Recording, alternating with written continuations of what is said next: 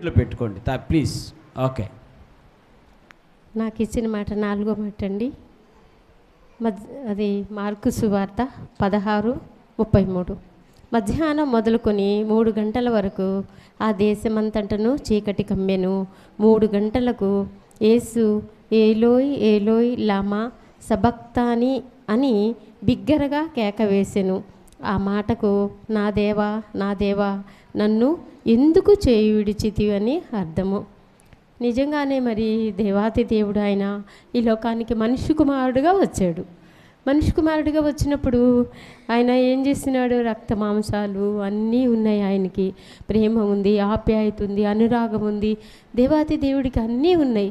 అన్నీ ఉండి అందరితో జీవించి ఆయన 30 సంవత్సరాలు లోకంలో మనుషుల మధ్య అనేకమైన అద్భుత కార్యాలు చేస్తూ, ఆశ్చర్య కార్యాలు చేస్తూ, మనుషులతో ఉంటూ, శిష్యులతో ఉంటూ ఎన్నో చేశారు. 3 సంవత్సరాలు దేవుని పరిచర్య చేశారు. అన్నీ చేసిన దేవుడు ఇక ఆయన ఈ యొక్క లోకాన్ని విడిచి వెళ్ళవలసి వచ్చిన సమయంలో ఆయన దుఃఖాక్రాంతుడు అయ్యాడంట. దేవాతి దేవుడు కూడా మనిషి రూపం దాల్చాడు కాబట్టి ఆయన ఇంకా దేవుడు ఆయన చేయి విడిచిపెట్టేస్తున్నాడని అంత బిగ్గరగా కేకవేసి, అయ్యా నన్ను ఎందుకు చేయి విడిస్తున్నావు అని చెప్పాడు దేవుడు. అప్పుడు దానికన్నా ముందే దేవుడు ఏం చేశాడంటే మత్తయి సువార్త 26:36-38లో ఏమని ఉందంటే,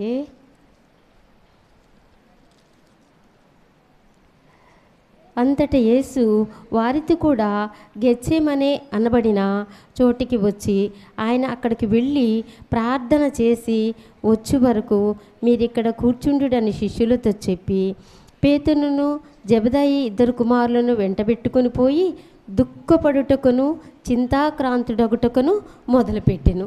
దేవుడు చూసారండి, తన ప్రాణం పోతుందనేసరికి ఆయనకు కూడా మనుష్యుడు కాబట్టి, మనిషి పోలిక జన్మించాడు కాబట్టి దుఃఖపడుతున్నాడు, వేదన పడుతున్నాడు. ఇక ఆ రాత్రి ఆయన ఇంకా అప్పగించబడతాడు, ఇంకా ఈ లోక మనుషులతో నాకు ఎటువంటి సంబంధం ఉండదు అని ఆయన దుఃఖపడుస్తున్నాడు, ఏడుస్తున్నాడు, చింతాక్రాంతుడు అవుతున్నాడంట. మరి దేవాతి దేవుడే ఆ రీతిగా ఆయన మరి ఆ పరిశుద్ధుడు కనుక ఆయన అంతగా దుఃఖపడుతుంటే మనం మాత్రం మన బిడ్డలు విచ్చలవిడిగా తిరుగుతున్నా, బిడ్డలు ఏమైపోతున్నా, ఎవరు ఏం చేస్తున్నా కానీ మనమైతే మన మటుకు మనం ఉన్నాంలే అనుకుండా కాకుండా మన బిడ్డల కొరకు, మన బంధువుల కొరకు, మన స్నేహితుల కొరకు ఆ రీతిగా ఏదో ఒక టైంలో కొంచెం సేపు దుఃఖపడి దేవుడి దగ్గర ఏడ్చుచు కన్నీళ్లు పెడుతూ మొరపెడితే దేవుడు ఖచ్చితంగా ఆలకిస్తాడండి. అది దేవుడు చేసే గొప్ప కార్యం. ఆయన చాలా అద్భుతకరుడు. ఆయన సర్వశక్తిమంతుడు కనుక ఆయన నమ్మిన మనం ప్రతి ఒక్కరం కూడా ఖచ్చితంగా ఇలాగా మన కుటుంబంలో మన బిడ్డలు తప్పిపోతున్న వారి కొరకు, మన స్నేహితులు తప్పిపోతున్న స్నేహితుల గురించి కూడా చేయాలి, బంధువుల గురించి కూడా చేయాలి, మనకు పగవారి గురించి కూడా దుఃఖపడి మనం ఏడ్చి ప్రార్థన చేయాలి. దేవుడు కూడా తను ఆ రీతిగా దుఃఖాక్రాంతుడైపోతున్నాడు. ఇక నేను ఈ మనుషులతో ఉండను, ఇంక ఈ మనుషుల మధ్య నుంచి నేను నా తండ్రి దగ్గరికి వెళ్ళిపోతాను, ఇంక దేవుడు నా చేయి విడిచిపెడుతున్నాడని ఆయన ఆ రీతిగా దుఃఖపడ్డారు. మనం కూడా ఆ రీతిగానే దుఃఖపడాలి. ఇంకొకటి తండ్రి వేదన పడ్డారు. అట్లాగే యోహాను సువార్త 16:21 చూద్దాం.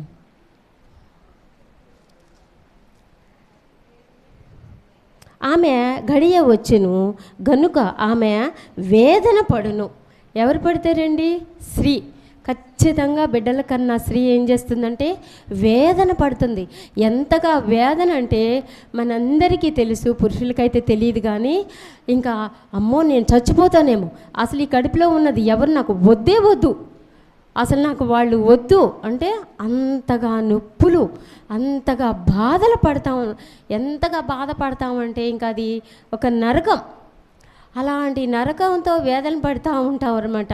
అది మామూలుగా కానిపోయే వాళ్ళకైతే తెలుస్తుంది, కానీ ఇప్పుడు ఆపరేషన్లు అయ్యే వాళ్ళకి ఎవరికి దాని గురించి అంతగా తెలియకపోవచ్చు. కానీ అంత వేదన చెందారనమాట దేవాతి దేవుడు. ఎందుకు? ఆయన బిడ్డల కోసం. ఆయన ఎంతోమందిని మార్చారు, ఎంతోమందిని బాగు చేశారు. అలా ఈ లోకంలో ఎంతోమంది ఉండుంటారు, ఆయన కొద్దిమందిని మాత్రమే చేసి ఉంటారు. ఆ వేదన పడుతున్నారు.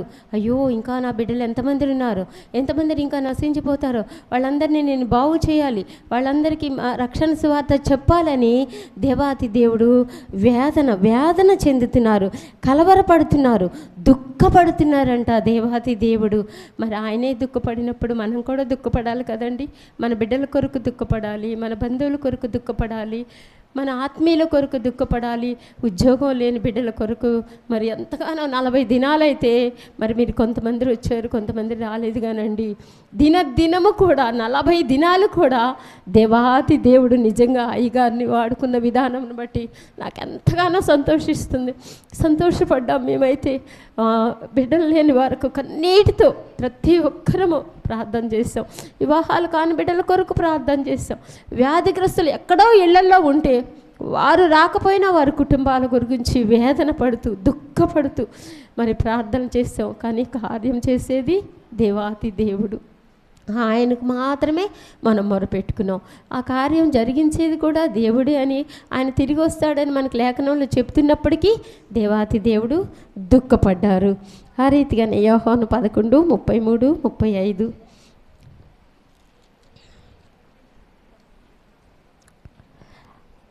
ఆమె ఏడ్చుటయు, ఆమెతో కూడా వచ్చిన యూదులు ఏడ్చుటయు యేసు చూసి కలవరపడి ఆత్మలో మూలుగుచ్చుండెను. దేవాతి దేవుడు చూసాడండి. ఆయన ఒక స్నేహితులు మరియమ్మ, మార్తా గారు ఆయనకి ప్రియమైన బిడ్డలు, ఆ లాజరు గారి బిడ్డలు. అయితే అక్కడ కొంచెం అద్భుత కార్యం చేయాలనే ఉద్దేశమో లేక ఎందుకు ఆలస్యం చేశారో మనకైతే తెలియదు. కానీ మరి లాజరు గారు చనిపోయినప్పుడు వాళ్ళ అక్కగారు వచ్చి ఆయన యేసుప్రభుల వారు ఆ ఊర్లోకి వస్తున్నారని తెలిసి బహు దుఃఖంతో ఏడ్చుకుంటూ పరిగెత్తుకుంటూ వచ్చిందంట. అయ్యా, నీవుంటే నా తమ్ముడు బ్రతికి ఉండేవాడు కదా అని ఏడుస్తుందంట. ఏడుస్తున్నప్పుడు దేవాతి దేవుడు యేసు చూసి ఆయన కలవరపడ్డాడంట, మనసులో మూలిగారంట. ఎందుకు మూలిగారంటే దేవుడు అక్కడ ఏదో ఆయన పట్ల ఒక కార్యం జరిగిస్తుంటే, ఆయన మనుషుడు కాబట్టి ఆయన ప్రభావము దేవుడు ఆయనలో ఉంచాడు కాబట్టి దేవునితో ఆయన